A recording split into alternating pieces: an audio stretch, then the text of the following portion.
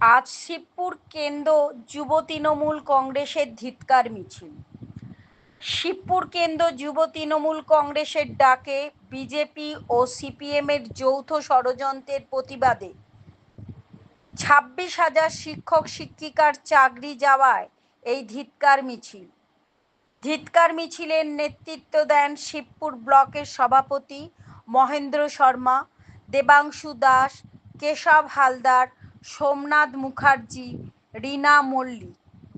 এই মিছিলটি বেলগেছিয়া মোড় থেকে কোনা চেকপোস্টে গিয়ে শেষ হয়।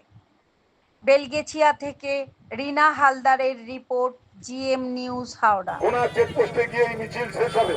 আমি সর্বস্তরের নেতৃবৃন্দকে অনুরোধ করছি, সুসজ্জিতভাবে আসুন। আমাদের ব্যানারের আগে সকলে হাঁটতে চেষ্টা করবেন না, ব্যানারের পেছনে হাঁটবেন।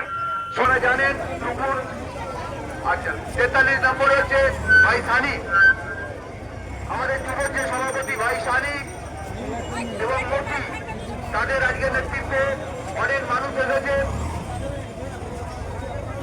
48 নম্বর ওয়ার্ডে সুপ্রিয় নেতৃত্বে 48 নম্বর ওয়ার্ডে সাইন সিদ্দিকি, আমাদের নাজিমুল হক, আমাদের তৃণমূল কংগ্রেসের পক্ষ থেকে করা হচ্ছে।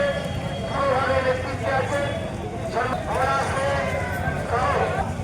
আমাদের একটি সংবিধান